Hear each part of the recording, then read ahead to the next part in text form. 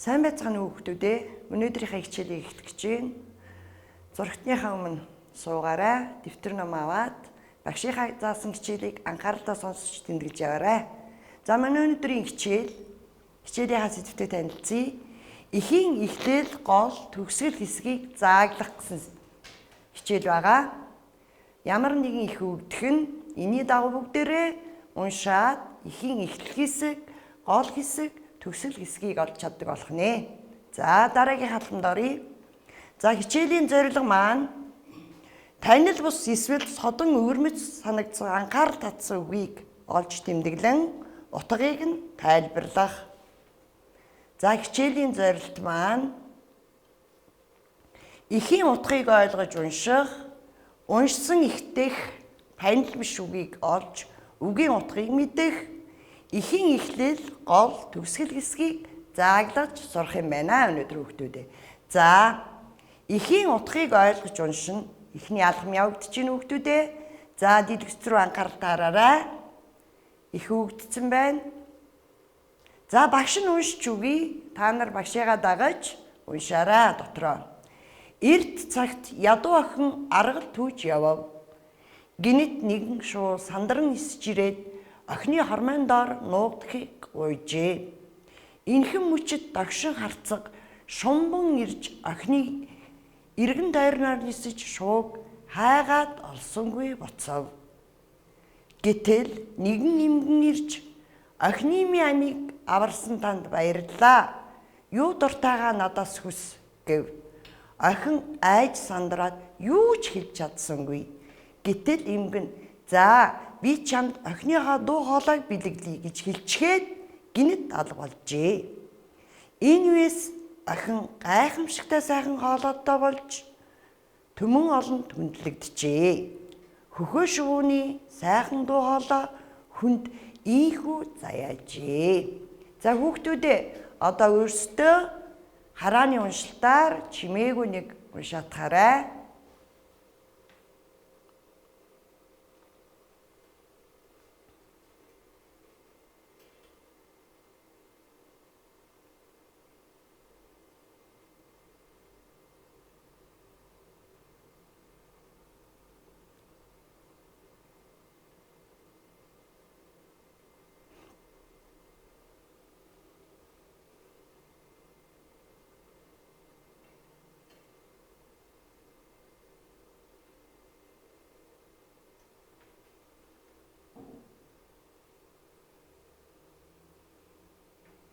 За, уншиж дууссан бол дараагийн хаалханд оръё. За, алхам 2. Уншсан эхдэх танил биш үгийг олж утгыг мэдэх. За, бүгдээрээ ихээ харцгаая. Ихтэр хүнд гэсэн үгнүүдийг багш нь өөр өнгөөр онцлоо тэмдэглэсэн байгаа. Хүүхдүүдээ хараарай. Та нарт энэ үгнүүд жоохон ойлгомжгүй байж магадгүй, мэдэхгүй шинэ үг байж магадгүй гэж бодоод за харцаг, шумбан, хөхөө гэсэн ийм хоёр үгийг багш нь өөр өнгөөр тэмдэглэсэн байгаа. За одоо энэ үгнийхээ утгын тайлбарлая бүгдээрээ. За харцаг.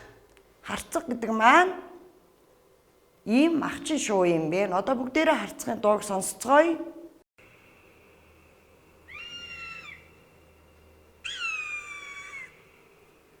За энэ бол хөхөө шүү.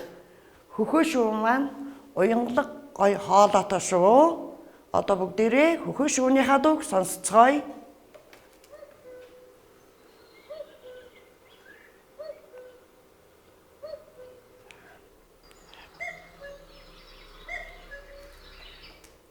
За шумбах, харцах шүү, шумбан орж ирээд гэсэн шүү дээ, тийм үү? За харцах шүү, шумбан орж ирээд гэдэг маань шувуу юм шүүрхээр доош нисхийг шумбах гэдэг юм байна. За энэ үгнүүдээ тайлбар бичиг дээр бичээд аваарай. Тайлбар бичгийн дэвтэр дээр бичээд аваарай хүүхдүүдээ. Шумбах, шунгах буюу шувуу юм шүүрхээр доош нисхийг шумбах гэдэг юм байна. За алхам 3.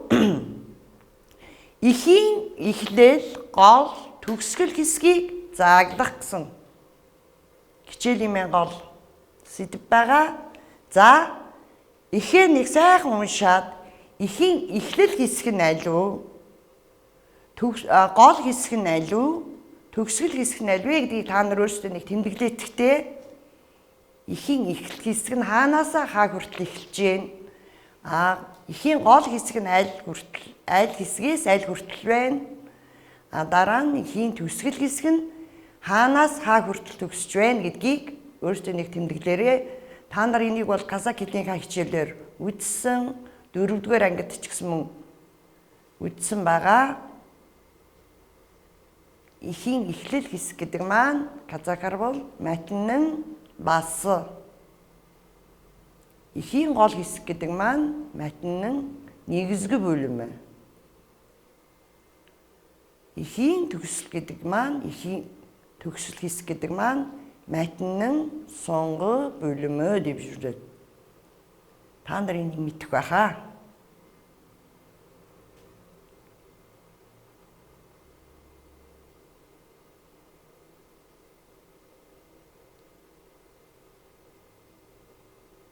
За хүүхдүүд олсон уу? За тэгвэл багш нь та нарыг зөв олж үгүй гэдгийг харъя. За багш нь ч гэсэн эхлэл хэсэг, гол хэсэг, төгсгөл хэсгээ өнгөөр ялгцсан байгаа. За эхийн эхлэл хэсэг маань эрт цагт ядуу охин аргал түүж явав. Гинэт нэгэн шувуу сандар нисэж ирээд охины хормойн дор нуугдахыг гуйжээ.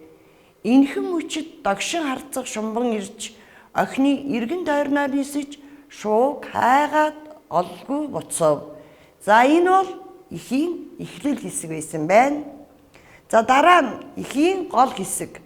Үйл явдлын гол өрнөл хэсэг гэсэн үг тийм үү?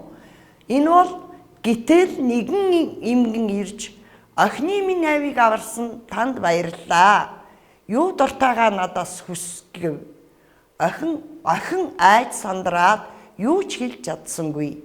Гэтэл эмгэн за би чамд охиныхоо дуу хоолойг бэлгэлье гэж хэлчихээд гинэт алга болжээ. Энэ бол эхийн гол хэсэг байсан байна. За эхийн төгсгөл хэсэг гэдэг маань үйл явдлын төгсгөл дуусч байгаа хэсэг гэсэн үг тийм үү? За тэгвэл энэ эхийн маань төгсгөл хэсэг нь энэ үеэс охин гайхамшигтай сайхан хоолойтой болж түмэн олон түнлэгдэжээ. Хөхөө шувууны сайхан дуу хоолойг хүнд ийхүү заяажээ гэсэн хэсэг маань эхийн төгсгөл хэсэг байсан байна. За зөв хийсэн хүүхдүүд байвал баяр хүргэе. Алдаа гаргасан хүүхдүүд байвал багшийнхаа тэмдэглэсэн ихтер хараад засаад байгаарай хүүхдүүдээ. За дараагийн алхам эхийг ойлгож асуултанд хариулах. За асуулт өгдөх нь за саяны эхээс юу ойлгож авсан? Энийгээ баттгаж бүгдээрээ асуултанд хариулж бичгэнэ. За 1-р асуулт охиныг хүмүүс яагаад хүндэлдэг болов? 2-р асуулт охин шувуунд яаж тусалсан бэ? 3-р асуулт ямар шувууны хоолойг хүнд заяасан бэ? За энэ 3 асуултаа дэвтэр дээрээ бичиж аваад хариултыг бичгэнэ хүүхдүүдээ. За бичээрэй.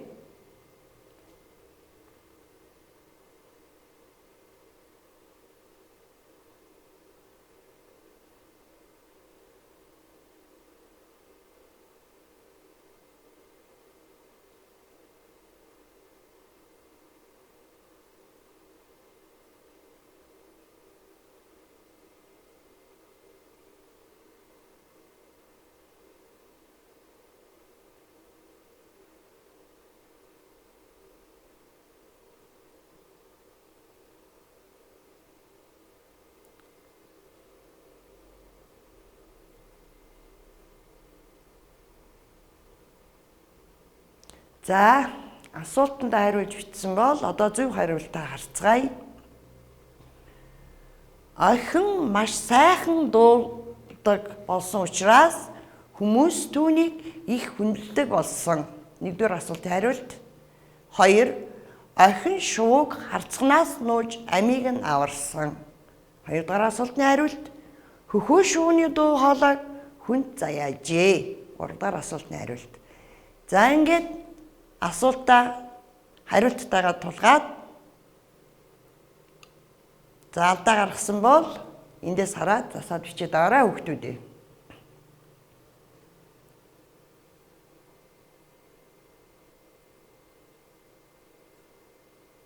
За та нарын бичсэн багшийнхтайгаа таарч гин үү? Таарч ивэл хүүхдүүд маш сайн байна. Баяр хүргэе. За дараагийн алхам.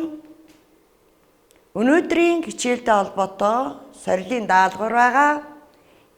За ихэд нэгдүгээр асуулт. Ихэд юуны тухай өгүүлсэн бэ? Бичээрэй хүүхдүүдээ. Шууд хариултыг бичээд яваарай. А. Ядуу охины тухай. Б. Харцах шууны тухай. В. Дуу үүссэн тухай. За эндээс зөвхөн зөв гэсэн хариултаа дэвтэр дээрээ бичээд аваарай хүүхдүүдээ.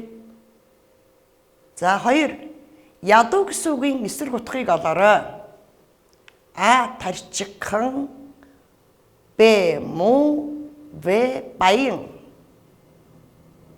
За зөв хариултаа бичээрэй хүүхдүүдээ дэвтэр дээрээ. За 3. Ихэд тохирох хэлц үгийг олоорой. Хэлц үг гэдгийг мэднэ тийм ээ хүүхдүүдээ. Казак хэлний хичээл дээрээ ч үзсэн. Сөз, трактор сөз, тіркесі. За А. Аягны хариу өдөртөө, агтны хариу жилдээ. Б. Аргыг олбол бэрхийг давна. В. Гимн нурдаа, гимшлэн хойноо. За зөв хариултыг дэвтэр дээр бичээрэй. За 4. Охин гэдэг үгийг гарахын тий алгалаар хуурган бичээрэй. За одоо бүгдээрээ зөв хариултаа харцгаая. Ихэд юуны тухай өгүүлсэн бэ? Дунгүйссэн түүхийн тухай өгүүлсэн байна. Ядуу гэсэн үгийн эсрэг утгыг олоорой гэсэн. Баян. Ихэд тохирох хэлц үгийг олоорой гэсэн. За энэ бол А хариулт. Аягны хариу өдөртөө, агтны хариу жилдээ гэсэн ийм хэлц үг байсан байна. 4-дүгээр охин гэдэг үгийг гарахын тий алгалын нөхцлөөр хуурган бичээрэй гэсэн. Охиноос гэсэн ийм болох нэ. За дараагийн алхамд оръё. За манай өнөөдрийн хичээл ингээд дуусч байгаа юм байна. За гэрийн даалгавар сурагчгийн 144 дугаар хуудасны дасгал 10-ыг хийх нэ хүүхдүүдээ. 10 дугаар дасгалыг хийж ирэх нь байна. За өнөөдрийн хичээл дууслаа хүүхдүүдээ. Гэрийн даалгавраа сайн хийгээрэй. Маргааш уулзлаа. Баяртай хүүхдүүдээ.